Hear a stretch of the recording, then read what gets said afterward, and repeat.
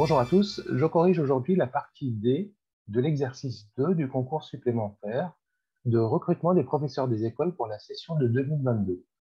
Dans cette partie, les confitures produites sont conditionnées dans des pots et les pots sont remplis au maximum à 90%. Donc nous avons une contenance à respecter, c'est-à-dire 90% du volume dans lequel on met du pot dans lequel on met la confiture. Bien, pour le pot numéro 1, c'est un cylindre de hauteur 8 cm. Donc on a une hauteur de 8 cm et de rayon, de diamètre, 7 cm. Attention, c'est un diamètre. Donc, on va tout simplement diviser par 2 pour qu'on ait le rayon. Et la première question, on nous demande de déterminer le volume de ce cylindre et donner le résultat en centimètres cubes et d'arrondir à l'entier, à l'unité, c'est-à-dire au centimètre. Eh bien, on va d'abord écrire la formule. Donc, le volume du pot, que je vais appeler au pot 1. Alors, c'est toujours la même formule, donc c'est l'aire de la base multiplié par la hauteur. Donc, l'aire de la base, c'est un disque. Donc, l'aire d'un disque, c'est pi fois rayon au carré. Donc, ça, c'est la base. Et on multiplie par la hauteur du cylindre. Alors, pi fois 3,5 au carré, c'est le rayon. Et la hauteur, 8 cm. Donc, faites attention, il faut que tout soit homogène, c'est-à-dire dans la même unité. Alors, si on calcule ça, mon résultat exact, je vais garder pi, bien sûr. Et donc, ça va me donner 98 pi centimètres cubes, puisqu'on est en train de calculer en volume. Alors, si j'arrondis à l'unité, ça va me donner environ... Alors, on m'a dit de rappeler la règle de l'arrondi, donc je la rappelle ici. Donc, on obtient 307,87, etc. Et on nous demande d'arrondir à l'entier, à l'unité. Alors, quand on vous demande d'arrondir à l'unité, donc c'est-à-dire qu'on va rendre un résultat entier, on va venir faire une truncature ici, c'est-à-dire on va couper le nombre à ce niveau-là. Ensuite, on va regarder la décimale, le premier chiffre à droite du chiffre qu'on va rendre. Alors ici, c'est un 8 qui est supérieur à 5, et donc on va ajouter 1 à 7, ce qui va me donner 308 cm3. Voilà pour cette histoire d'arrondi. Si j'avais un 5 ici, c'est la même histoire.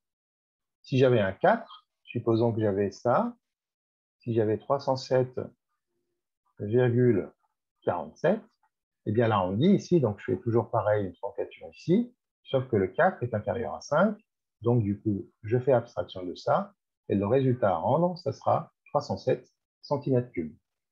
Donc on regarde toujours le chiffre précédent. S'il est supérieur ou égal à 5, on rajoute 1 à notre arrondi. Sinon, on coupe et on rend le résultat tel qu'il est. Bien, voilà la petite parenthèse pour l'histoire de l'arrondi. Et donc, le résultat à rendre ici, c'est donc qu'on a un volume de 308 cm3. La question B, quel volume maximum de confiture en centimètres cubes peut-il contenir? Donc, on a vu que la contenance était de 90%. Donc, volume maximum, donc du pot 1, on va prendre 90% de 308, c'est-à-dire 0,9 multiplié par le volume, et on arrondit de la même manière à l'entier, ce qui va me donner 277 cm3.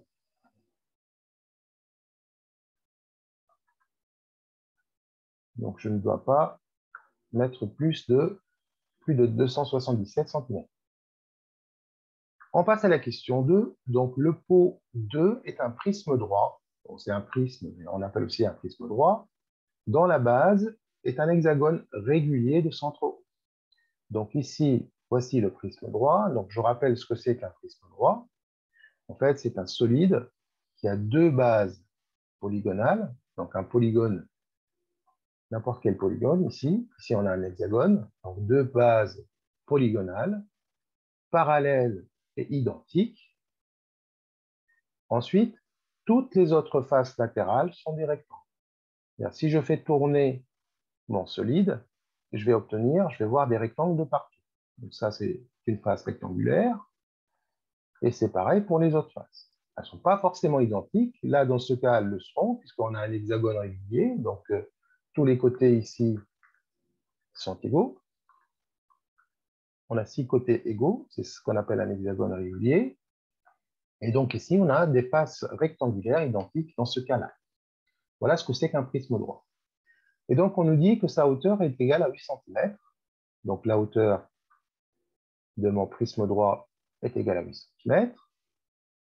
Et les côtés de l'hexagone régulier, j'ai oublié un U ici, je vais tout de suite, mesure 4 cm. Donc ici, on a 4 cm de partout. Voilà. 4 cm. Très bien. On admet que les 6 triangles, donc les 6 triangles qu'on voit ici, donc on en a 6, d'accord? Donc OAB, OBC, OCD, ODE, etc., sont des triangles équilatéraux. On l'admet, on n'a pas à le démontrer. Alors, on peut le démontrer assez rapidement. Hein. Alors, on sait qu'on a un hexagone régulier. Donc, un hexagone, c'est 6 côtés. Donc, cela veut dire que cet angle-là est égal à 360 degrés sur 6, divisé par 6. Donc, on a 60 degrés ici de partout. On ne va pas le faire pour ne pas encombrer la figure. Ensuite, on sait qu'on a cet hexagone est inscrit dans un cercle. Autrement dit, la distance, le rayon ou la distance OE est égal à OD, est égal à OC, est égal à OB, etc. C'est un rayon. Donc, nous avons un triangle équilatéral. Pour le moment, nous avons un triangle isocèle. Ça veut dire que cet angle-là est égal à cet angle-là. Or, nous sommes dans un triangle, et la somme des angles dans un triangle est égale à 180.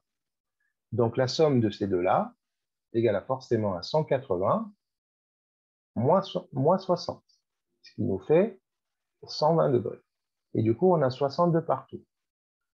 Et maintenant, on vient de démontrer que ce triangle est un triangle équilatéral. Donc, je répète, on a un hexagone régulier, donc cet angle-là, c'est 360 divisé par 6. Ensuite, l'hexagone est inscrit dans un cercle. Ça veut dire que tous les côtés OE, OD, OC sont tous égaux. Ils sont tous égaux au rayon de ce cercle. Et donc, on a forcément un triangle isocèle. Ces deux angles adjacents à la base sont égaux. C'est la définition d'un triangle isocèle en E.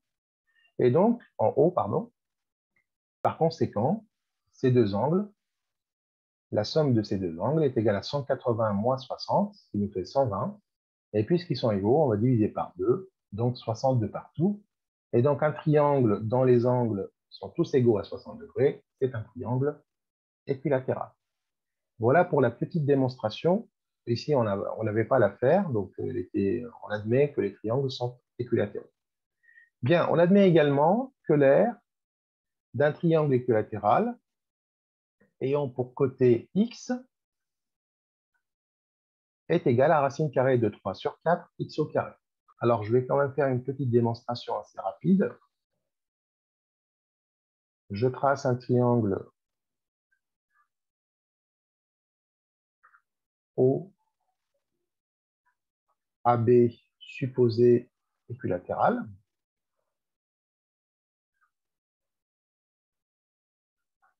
Donc, tous les angles sont égaux à 60 degrés.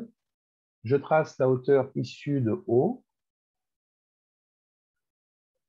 Le pied de la hauteur ici, c'est H. Très bien. Donc, l'angle HOB, cet angle-là, il vaut 30 degrés. La distance AB, c'est le côté du triangle latéral, donc c'est x. Et donc la distance HB, c'est x sur 2. On a presque tout. Donc on peut on peut faire de la trigonométrie, puisqu'on a un triangle rectangle, on connaît un angle, on connaît un côté, et on cherche la distance OH. Pourquoi on cherche la distance OH? Je vous rappelle qu'on est en train de calculer l'aire de ce triangle. Alors, l'aire de ce triangle, c'est base fois hauteur divisé par 2. Donc, la base, c'est AB. La hauteur, c'est OH. Donc, c'est X fois OH sur 2. Donc, X est supposé connu, parce qu'on va exprimer en fonction de X. Maintenant, on cherche OH. Alors, pour la longueur OH, ou la distance OH, c'est pareil. Donc, je regarde dans ce triangle-là. HB, c'est le côté opposé à l'angle HOB. Le côté OH, c'est le côté adjacent à l'angle HOB, puisque ce côté-là, c'est l'hypoténuse. Donc, opposé et adjacent, je vais pouvoir utiliser la tangente. Donc, la tangente de l'angle HOB est égale à HB, c'est l'opposé, sur l'adjacent. Donc, tangente 30 degrés, ça sera égal, donc HB, c'est x sur 2, divisé par OH, ce que je cherche. Tangente 30 degrés, on connaît. Ça, c'est racine carrée, je vais écrire en dessous pour ne pas surcharger. Racine carrée de 3 sur 3, ça c'est la tangente de 30 degrés. X sur 2 sur OH, ce qui va me donner, donc OH égale, toujours la même histoire, le produit sur la diagonale pleine, c'est-à-dire 3 fois x sur 2, et on divise, donc 3 fois x sur 2, et on divise par racine carrée de 3. Ce qui va me donner 3x sur 2, racine carrée de 3. Je peux simplifier ici par racine carrée de 3, puisque 3, c'est tout simplement racine carrée de 3 pour carré, c'est-à-dire racine carrée de 3 fois racine carrée de 3. Et donc, le résultat définitif de la distance OH, c'est racine carrée de 3 sur 2 multiplié par x. On a presque fini, pour ceux qui commencent à s'impatienter. Donc maintenant, on va tout simplement injecter tout ça dans l'air. A égale, on a dit x fois OH sur 2, ce qui va me donner x fois racine carrée de 3 sur 2, x, et je n'oublie pas de diviser le tout par 2. Donc, multiplié par 1,5, ça revient à faire la même chose. Alors, qu'est-ce qu'on va pouvoir simplifier? 1 sur 2 fois 2, ça fait tout simplement divisé par 4, ça fait un quart. X fois x, ça fait x au carré. Et racine carrée de 3. Et donc, on retrouve ce qu'on avait admis au départ, que l'aire d'un triangle équilatéral est égal à racine carrée de 3 sur 4 fois x au carré. Voilà la petite démonstration au passage pour ceux qui souhaitaient voir comment arriver à ce résultat. Très bien, encore une fois, cette démonstration n'était pas à faire du tout. On passe à la question A. Donc ici, on nous demande de montrer que l'aire de l'hexagone ABCDEF est égale à 24 racine carrée de 3 cm². Voilà, c'était une question d'application. On sait que l'hexagone, c'est 6 triangles équilatéraux. Donc l'aire de l'hexagone, c'est 6 fois l'aire d'un triangle. Autrement dit, 6 fois racine carrée de 3 sur 4 Alors, le x, bien sûr, on va le remplacer par 4, puisqu'on a un triangle équilatéral, de côté 4. Et on n'oublie pas de l'élever au carré. Alors, on a une petite simplification qui s'impose ici. Donc, 4 au carré sur 4, il va me rester 4. Et donc, j'arrive à 6 fois 4, ça fait 24. Racine carrée de 3, centimètres carrés. C'est ce qu'on va demander de trouver. Donc, l'aire d'un hexagone, donc l'aire de la base, est égal à 24 racine carrée de 3 cm². Ici, on ne m'a pas demandé de donner une valeur approchée. On s'arrête. En déduire le volume du pot numéro 2, c'est-à-dire du prisme droit. Le volume d'un prisme droit, les formules étaient données dans le sujet, donc il n'y avait pas d'inquiétude là-dessus. Donc le volume d'un prisme droit, c'est-à-dire le volume du pot 2, c'est l'aire de la base fois la hauteur. Je vous rappelle que la hauteur était égale à 8 cm. Donc, ce qui va me donner, donc l'aire de la base, c'est ce qu'on vient de calculer ici. Donc, c'est 24 racine carrée de 3.